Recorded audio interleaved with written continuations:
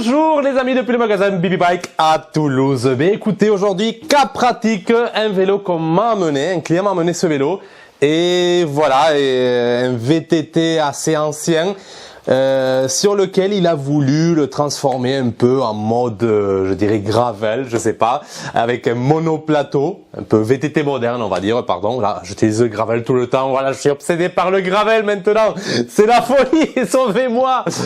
Oui, c'est ce qui arrive à force de parler de ça. Donc non, en réalité il voulait le transformer un peu, je pense, en un VTT plutôt moderne, donc avec le typique monoplateau et une grosse transmission ici de 10 vitesses avec un nouveau dérailleur Shimano Deore. Voilà, un montage assez sympa, une façon assez sympa de moderniser ce vélo, sauf que ça ne marche pas. C'est pour ça que ce vélo est ici. Pour comme quoi, des fois, ces modifications, ce n'est pas si simple comme on peut le penser. Parce que là, il m'a dit, oui, voilà, moi, la première chose que j'ai demandé, est-ce que la cassette est compatible avec le dérailleur? Oui, il m'a dit, il a acheté, c'était vendu avec. Donc, tout est compatible. Sauf que ça ne marche pas parce que on a un sérieux problème. Vous allez voir, lorsqu'on passe les vitesses, attendez, j'espère que vous allez bien voir. Donc, je passe les vitesses ici. Et là, quand on commence à arriver sur les grands pignons, mais vous allez voir ce qui se passe. Voilà, on commence à voir ce bruit. Voilà, donc, je ne sais pas si vous le voyez ici, vous avez le galet du dérailleur. Le galet, c'est la petite roue du dérailleur, des petites roues, il y en a deux, on appelle ça les galets. Mais là, ça commence à être très très proche de la dent. Et on est sur la huitième, donc il nous reste encore la 9e, la 10e. Donc franchement, déjà là, ça commence à faire mal, à piquer. Pardon, on est sur la 3e vitesse. Donc juste, hop là, je passe encore. Et là, c'est de pire en pire. Là, j'arrive même pas à monter sur le grand pignon. Je suis complètement en contact. Donc la théorie, voilà, quelle horreur, quelle horreur. Voilà, donc la théorie, il faudrait que le dérailleur arrière, il soit plus reculé, voilà, pour qu'on n'ait pas ce bruit.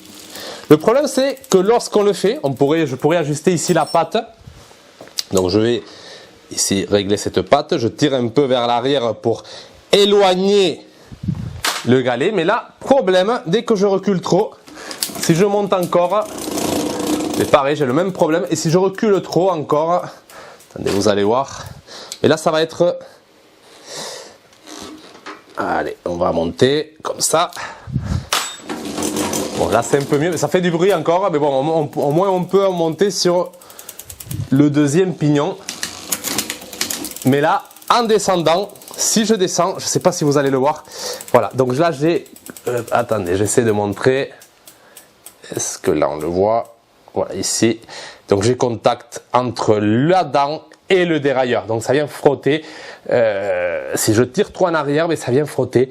Le dérailleur frotte les dents, donc voilà, ça va complètement le rayer, complètement l'abîmer. Donc on a un gros souci. Donc qu'est-ce qu'il faudrait dans ce cas? Il faudrait déjà une patte de fixation plus longue, que ça descende plus le dérailleur, que ce dérailleur soit placé plus bas. Et ça n'a pas été prévu par la personne. Justement, tous ces montages où on commence à modifier des choses de base du vélo, il y a souvent des surprises comme ça, parce que le cadre n'était pas prévu pour ça. Voilà, il y a plein de choses. Et les vélos un peu plus modernes, ils ont des pattes qui descendent un peu plus. Pour m'installer ce dérailleur, il faut déjà que votre vélo il soit à peu près, prévu pour ça dès la conception du cadre. Chose qui n'a pas été faite ici. C'est pour ça que nous avons ces problèmes. Heureusement, il y a des solutions et c'est ce qu'on va faire. Donc, on va garder cette patte. Donc, à la base, le dérailleur, il n'a pas de patte intégrée au cadre. Donc, c'était vraiment le système, je sais pas comment on appelle ça, j'ai pas le nom, vous me direz en commentaire. Mais il faut mettre une patte qui vient se visser, voilà. Donc, ce que je vais faire déjà, c'est que je vais enlever le dérailleur. Donc, je vais mettre sur le plus petit.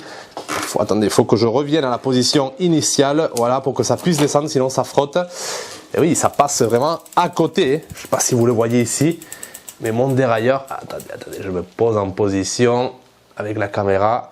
Mais là, ça frotte, c'est vraiment presque en train de toucher la transmission. Voilà, donc c'est vraiment un cas, ça peut vous servir parce qu'il y a beaucoup de gens qui modernisent leur vélo.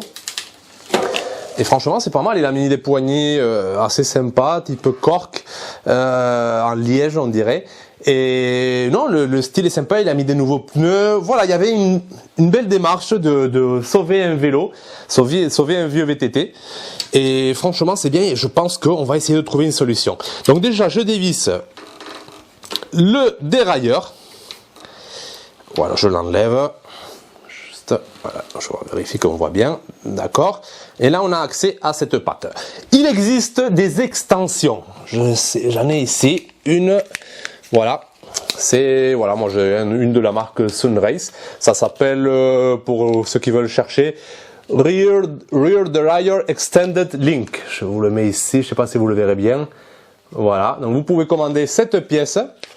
Donc, je vais sortir ça. Ça ressemble à ça. Petite extension, et ça permet d'éloigner le dérailleur. Donc théoriquement, je dois le mettre ici, et ça viendra, on viendra fixer le dérailleur ici en bas. Donc il sera plus fixé ici en haut, il sera fixé en bas. Donc ça va l'éloigner.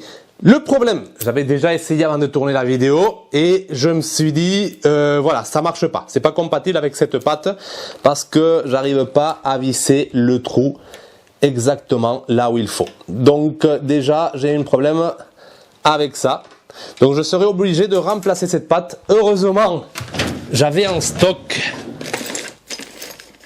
je crois que j'ai en stock cette patte ici, j'avais ça, voilà, une petite patte, et là le trou est parfaitement aligné, donc là c'est bon. Donc je vais remplacer la patte que le monsieur avait mis. Bien sûr, tout ça, il va falloir le payer. C'est, voilà, c'est, non, après, c'est pas les pièces les plus chères, je vous rassure. Juste, je vais enlever. Je vais ouvrir le frein pour pouvoir sortir. Oui, tous ces freins, tirage central, cantilever, ce ne sont pas les plus puissants, hein. Moi, je suis pas fan. Hop là, la roue, elle est bien. Qu'est-ce qui me bloque? Faut pas taper très fort, sinon les gens sont scandalisés. Voilà. Bon, là je suis en train de choquer certains. Ah, d'accord. Bon, il y a eu du custom. Il m'avait prévenu. En fait, il y a une attache rapide, et en plus il y a, je sais pas si vous le voyez, un écrou ici. Un écrou qui bloque. Ça, c'est un peu les montages faits maison. Méfiez-vous.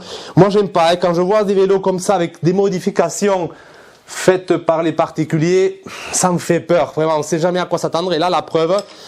Là, j'ai un écrou. Qu'est-ce qu'il vient faire, cet écrou ici?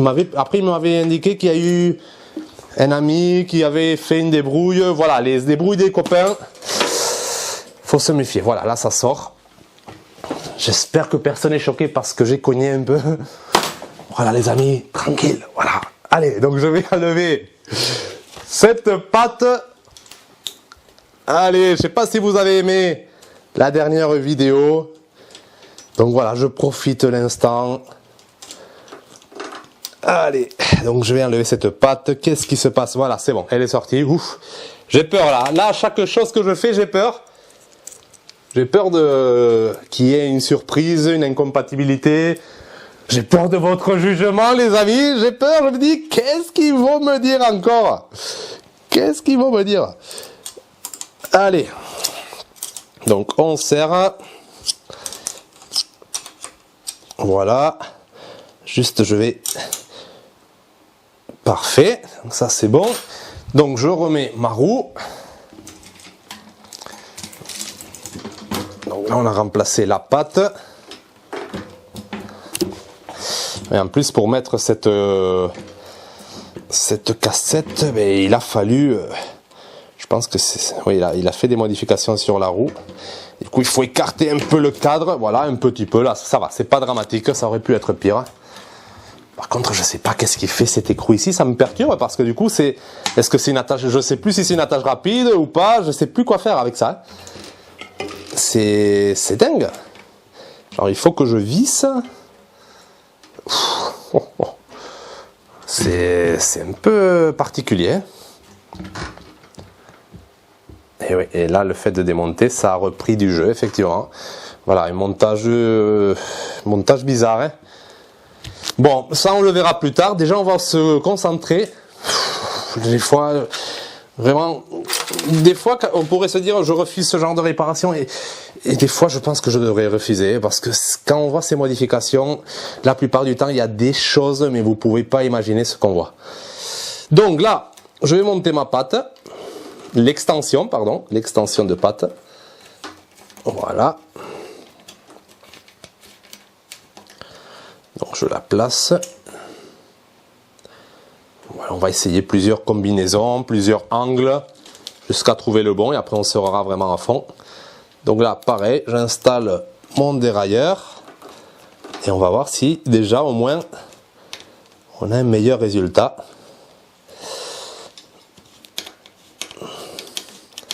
Voilà, je suis en train de serrer, j'espère vraiment que vous voyez tout ce qui se passe. Voilà. Donc là déjà, ça se présente mieux. J'ai mon dérailleur qui est plus éloigné de la transmission. Donc déjà, ça me plaît plus. Je remets la chaîne en place. Voilà. Bon déjà, petit pignon. Donc je vais continuer à monter. Est-ce que vous voyez? Il faudra régler un peu les vitesses. Je règle un peu la tension. Là, ça me plaît plus. Ah, là c'est parfait, là c'est parfait, on est sur le grand pignon, voilà, on est sur le grand pignon et il n'y a pas de bruit, je pédale et là on est bon. Voilà, le fait d'avoir juste avec cette extension descendu un peu le dérailleur, là ça marche, on a rendu quelque chose qui était incompatible, on l'a rendu compatible. Voilà, petite astuce, c'est des choses, c'est un petit détail mais ça peut vraiment faire la différence. Heureusement j'avais cette patte parce que voilà, là je descends au plus petit pignon, pas de souci, juste il manque encore un peu de tension. Voilà, là ça me plaît. Parfait. Ça descend bien, juste un peu trop de tension du coup, voilà. Ouais, le problème des 10 vitesses, c'est que ça commence à être, faut être précis pour le régler. Plus on a de vitesse et plus le réglage devient sensible. Il faut que le câble il soit toujours en bon état, les gaines aussi, sinon ben, vous avez des soucis. Hein.